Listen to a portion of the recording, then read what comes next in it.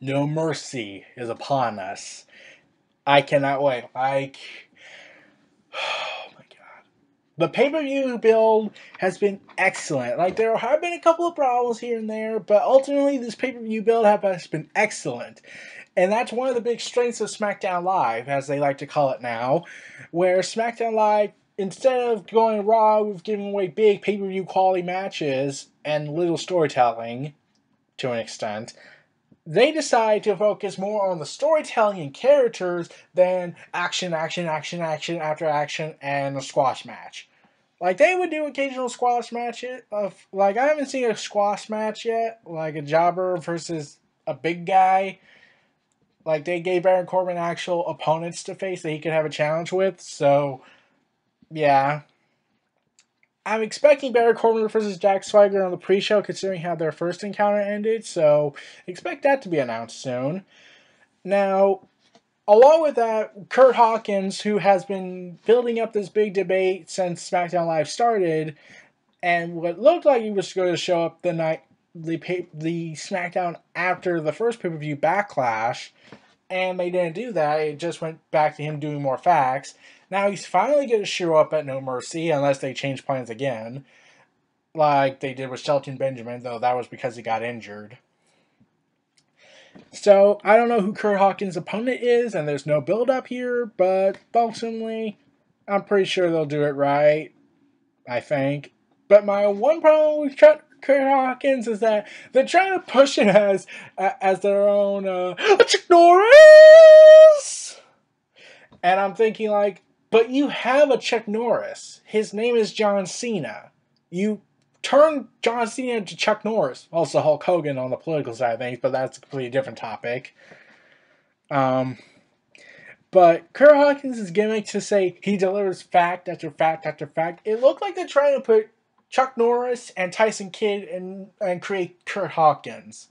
Where Tyson Kidd, where he used to do the whole fact, fact, fact, fact, fact, fact, fact, fact.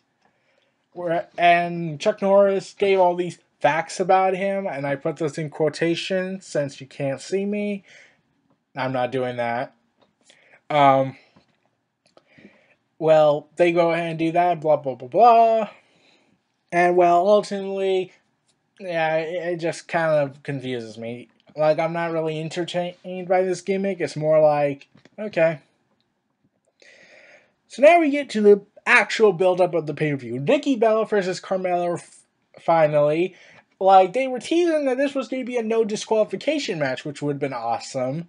They used to do that back then, you know, in the golden age of wrestling when hardcore wrestling was the norm and, well, athleticism and storytelling was awesome, and yet that didn't really happen much nowadays until SmackDown Live and Raw started to incorporate more of it, but in the PG era there was restrictions, so they couldn't go all out. So Nikki Bella and Carmella, they've had a very bloody feud pretty much. They've been attacking each other left and right. And Carmella once again being the heel and WWE's increasing fetish of, hey, target the injured area. You know, that surgically repaired area that just got healed up and whatnot. Yeah, target that. Let's aggravate it. Like, screw their medical bills. We'll pay for it. Not really. They've made money off of us, so why should we give them more? So, Carmella's been attacking Nikki Bella in the neck area where she had surgery, and once more, I'm questioning the validity of that. Like, that's not the only way to get heat. Like, they could have went ahead and mocked her for Nikki Bella for saying, like, Carmella could have went ahead and said something about John Cena, you know, since they don't like to talk about their relationship in the storylines, at least on TV, at least on wrestling program. And we like to air it out on Tell Little Bellas as premiering on Wednesday at the time of this video. So, yeah. They could have done some more promo time to do this, and instead of attacking each other left and right, like they did do commentary at times, but I was really looking for more to them delivering promos, and I'm surprised that they didn't do that, especially since this is Nikki Bella. You know, John Cena's girlfriend. and you would think she would get special privileges like she did last time before she got hurt. So yeah, that kind of surprised me that didn't happen. So that's pretty much it for Nikki Bella and Carmella. Now we get to Randy Orton versus Bray Wyatt after the disastrous Kane versus Bray Wyatt match at Backlash because Randy Orton wasn't cleared. He finally has been cleared according to reports and is going to finally face Bray Wyatt. Okay, I'm trying to wonder, when did this go to a horror movie route? Like, don't get me wrong, like, I would pay to see a horror movie of Bray Wyatt. Psychological thriller. That would be awesome. Like, who wouldn't want to see a movie about Bray Wyatt, the character? Like, that would be awesome. I would want Bray Wyatt to write the script. Like, I'm pretty sure he has the character all thought out of how he builds this world around him. Like, I would want Bray Wyatt to write the story. Like, I wanted to do it. I would say his real name, but I, for the life of me, keep forgetting what it is. All I know is it's Rotunda, since he's related to the Rotunda family, along with Bo Dallas. So, yeah, this feud went to a horror movie route, and they were building it up to look like one, and it kind of got cheesy at times, like, okay. And then they did something all of a sudden when Bray Wyatt told him to find him in the back, and then Randy Orton attacked him, and then put out the sheep mask, and started singing, and it started morphing into Bray Wyatt, just sitting there like the attack never happened. And then someone on Twitter pointed out, like, wait, I've seen this before. Wait. Yeah, this was done in a fan fiction. Someone about Doom, where someone became a zombie. So after someone says, "You are the zombie," and I'm thinking like, oh dear God, they really did that. Like, not the fan fiction. I did not read it, but like, someone pointed that out, and I'm like, WWE is really going for fan fiction material. I'm like, this isn't the first time like they did Brains. That was kind of funny from the New Day. Especially how Xavier Woods screamed, "Oh, brother!" Oh man, that was still hilarious. But here's my major concern. I get the feeling Bray Wyatt's going to lose this match. Like, he already lost at Backlash to Kane due to Randy Orton's outside interference. And then Randy Orton got destroyed by Brock Lesnar in a no DQ match, which I thought was the dumbest fucking reason to do a live event show at that. Since not only is this a pay-per-view quality bout that we want to see again, but Orton just got a concussion from Brock Lesnar. And you're looking forward to putting him back in that match again in a no DQ match? No, that's stupid and really, really risky. Especially the guy known for his shoulders being so messed up. So, yeah, I questioned that. And also, reports been going around that with Dean Ambrose and John Cena both scheduled to take time off, he's going to go on to a feud with AJ Styles for the WWE Championship. So, I get the feeling they're going to make Randy Orton look strong in this match in order to build him up. But I'm hoping Bray Wyatt comes out of this because he really needs it. He hasn't won a feud on SmackDown yet. He wasn't even showcased at, well, SummerSlam. So that didn't give me any confidence of what they were going to do. And despite SmackDown's great quality they've been doing and their streak they've been on, the one character that keeps getting screwed up is Bray Wyatt, no matter where he goes. If he's on Raw, he gets screwed. If he's on SmackDown, he gets screwed. So I really hope that this really turns the tide with Bray Wyatt and gives him better booking because this is more focused on storytelling and characters rather than the wrestling matches. Let's save the big ones for pay-per-views. But like, yeah, I'm like concerned for Bray Wyatt. Like, if he can't beat Randy Orton, who has put guys over more recently, there's a problem here. Like, even Daniel Bryan, even when he was in the main event level, he was still untouchable in terms of popularity. So they could like say, "Fuck it, let's just let him put over people. He wants to put this guy over. Let's put this guy over him." So, yeah, like, I know Randy Orton is not as humble as Daniel Bryan is, since Randy Orton has been known to be a jerk. So, Yeah, I don't know if he does it still now, but he did a lot back then. Like slapped a guy for asking if you watch yourself on TV. And people were on that Randy Orton's side for slapping him, and I was like, you do realize he didn't mean it in an egotistical way. He was just wondering. Like, it could have been an egotistical way, but at the same time, you could also say, do you watch yourself on TV to, like, take some notes about yourself so you can improve your style, whatnot, and try to see how well you can do in the ring? Try to see, oh, no, I could have done better on that. Oh, maybe I could do that. Like, I probably would do that. Like, take a look at myself on TV, try to see what I did wrong and how to perfect it. Well, do as best as I can to improve it. But that's just me. Now we got Heath, Slater, and Rhino versus the Usos for the SmackDown Tag Team Championships.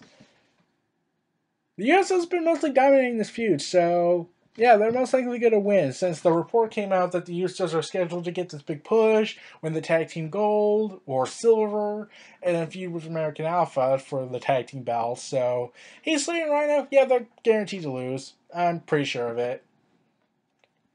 And plus, I knew this reign wasn't going to last long. Like, it's not like God's team between Kurt Angle and Voldemort of wrestling. So, yeah. So, I was not really expecting much. Like, it probably will be like the same match quality that we got from Backlash. Probably a little bit better. But, ultimately, the Usos have been dominating mostly, and considering how SmackDown ended with Heath Slater and Rhino standing tall over the Usos after helping American Alpha, yeah, they're going to lose because that's how logic works. So, yeah, there's not really much to build here. Like, Heath Slater got everything he wanted. He got Tag Team Silver. Rhino is just there to be, well, Rhino. So, yeah, time to give it to the Usos pretty much at this point. Or anyone, really. So now we get to Becky Lynch versus Harley Quinn's little sister, or twin, Alexa Bliss.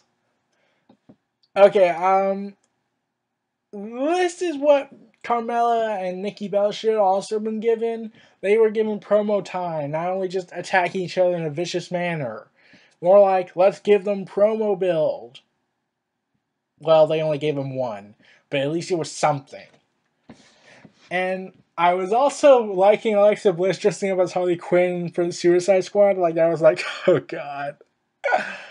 You would make a good Harley Quinn. You look like a good Harley Quinn. I don't know if you can act like Harley Quinn, but you make a good looking Harley Quinn. I'll give you that. I'll give you a point.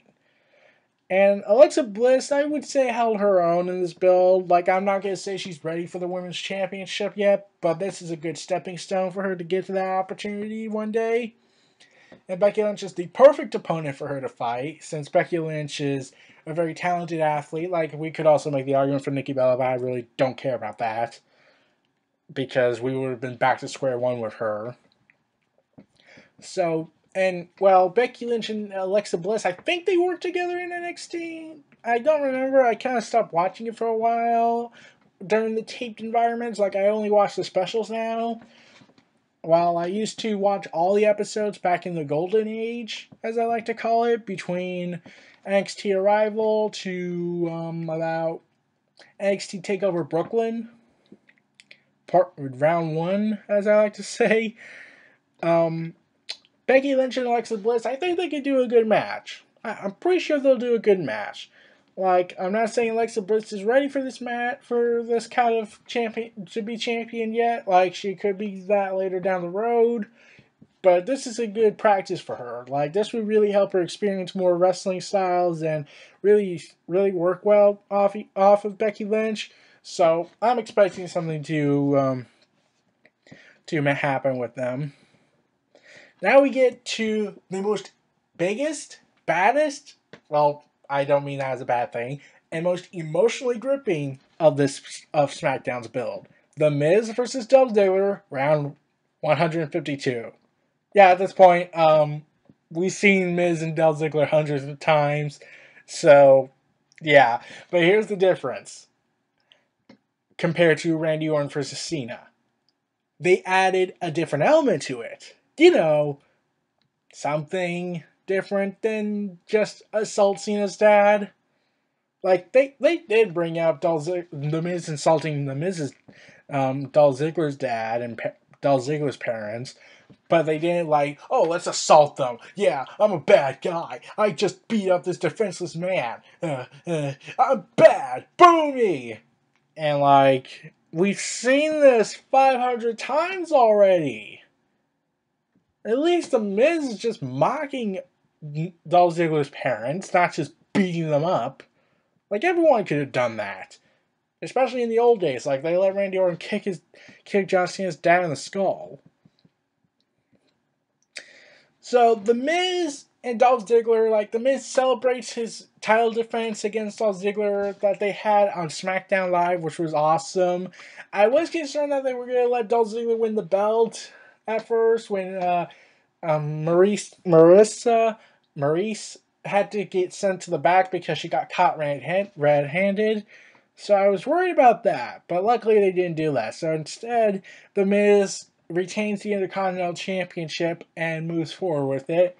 And then Dolph Ziggler challenges him to one more match, and this time he put his career on the line. And that's when I started to almost lose interest in this feud because I was like, well, it was a good run, Miz. Hope you did with that Intercontinental title with pride because you're losing it. And then reports were breaking out that Dolph Ziggler might actually be on the verge of leaving WWE, or at least taking a huge break to focus more on outside projects. And this is the feud where I don't know who I want to win, to actually be honest. I want The Miz to win and then later drop the belt around WrestleMania. But I also want Dolph Ziggler to win because he delivered such an emotional promo of how he said that he loves wrestling, but wrestling doesn't seem to love him back, considering how his career has been. And I was glad they put a lot of effort into that, especially when The Miz presented the Success of Failure documentary, where he actually put in the WWE 24 logo and actually made it look like this was going to be an actual WWE 24 project. And I was like, okay, you definitely would not see this on Raw. It would have just been a standard mockumentary and not anything with flavor to it. But instead they did this, and they used heavily manipulated editing to make it by The Miz, most likely, that the media likes to do. So, I was caught with that, and then we got reunited with two members of the Spirit Squad. And when I learned this a few years later about Dolph Ziggler being the Spirit Squad, I was like, oh, you gotta be kidding me. And he didn't quit the company when they gave him that gimmick? I don't know if I could have went out there as part of this dumb gimmick. But Dolph Ziggler carried on, and he won the World Heavyweight title, so I gotta give him credit on that. And, well, this has been the best feud on SmackDown Live so far that we've gotten. Like, you can't tell who you want to root for. Like, you want to root for The Miz because he's just great at what he's been doing since he cut that awesome promo against Daniel Bryan. But you want to root for Dolph Ziggler because you sympathize with him. And especially how he says that wrestling's like his disease. Like, he can't stop. He doesn't want to stop. And he wants to succeed, but the management behind the scenes don't want him to succeed. And how he feels like that he loves wrestling, but wrestling doesn't love him back. That automatically gives him sympathy.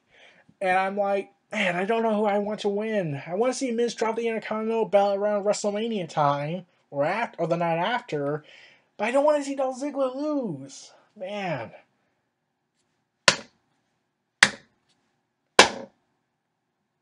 That's how you tell a story! Not just say, like, I don't know who like, if one of them loses in this match, I don't know if it will affect them. Like, Miz could move on to the world title scene, and Dolph Ziggler can have a reign with the Intercontinental belt. I don't know. But I'm not having that feeling like, oh, they're going to bury this guy and whatnot. Like, I'm so worried about, are they going to bury him? Are they going to put him over? Man, I don't know. Like I have with Randy Orton and Bray Wyatt. And to an extent, Dean Ambrose and John Cena, but I'll get to that in a minute. So those are my thoughts on The Miz and Dolph Ziggler. Like, best build up by far. Now let's get to the main event. AJ Styles defends the WWE World Championship against Dean Ambrose and John Cena. Okay, mostly this focus has been between Dean Ambrose and John Cena, and AJ Styles is just, hey guys, I'm here. Like, first AJ Styles was the focus, and then they wanted to focus more on Dean Ambrose and John Cena, but in my opinion, with AJ Styles doing this big presentation about how he's the face that runs the camp now, and AJ Styles is just so entertaining. So AJ Styles is challenged by John Cena, who comes out of nowhere and demands a title match and says that belt belongs to me. And I was like, oh my god, John Cena, that belt never belonged to you. That belongs to the company. That belongs to the current title holder, for now at least, until the company decides to change it up. But that belt never belonged to you. I know you think WWE is your bitch, but it isn't. I know you think Vince McMahon is, because he gives you everything you want, but it isn't. It's not your belt, it belongs to the company, who can decide whether or not it is yours. The way you're, and like, it could have made it sound a lot different in order to make it not look like how context how it looked. Like, to me, it just sounded like John Cena was being an entitled, spoiled brat, saying, "I want this. This belt belongs to me, and I want it. This is mine. I want to make history." And AJ Styles made history being the first. Let's see, I don't know if he won the NWA belt, but being the first TNA, IWGP, and WWE champion in his illustrious career. So that's an achievement. And then Dean Ambrose comes out and insults John Cena to a bastardizing effect, where Dean Ambrose tells the truth and says, "You're just a lazy old part-timer." And I'm like, oh god, you just said it. You just said the forbidden words he hates. That John Cena hates with a passion, even if he's starting to show it. And John Cena had this look on his face that screamed triggered, and also thinking, I am so going to bury you. And then they had a match for next week. And then I think John Cena seemed to have forgotten, oh yeah, this isn't Raw, where he could have most likely gotten away with it. This is SmackDown under a new leadership. Specifically, Ryan Ward, the writer from NXT, who is now the head writer of SmackDown, who's coming up with all these ideas and presenting them. So, yeah, big mistake for that. Because Ryan Ward knows what the audience wants, whereas Vince McMahon no longer does. Like, he would get some things right, I'll point that out, but, like, ultimately he doesn't know as much as he used to. So, John Cena fights Dean Ambrose, they have a match, and then by surprise, like, I was waiting for, just do the finish and get it over with your burial of Dean Ambrose. They didn't do that. Dean Ambrose rolled it, put him in a roll-up, and got the count 1, 2, 3. Dean Ambrose beat John Cena clean, without any excuses. This is the second time in 1 year he put someone over clean. The first was AJ Styles.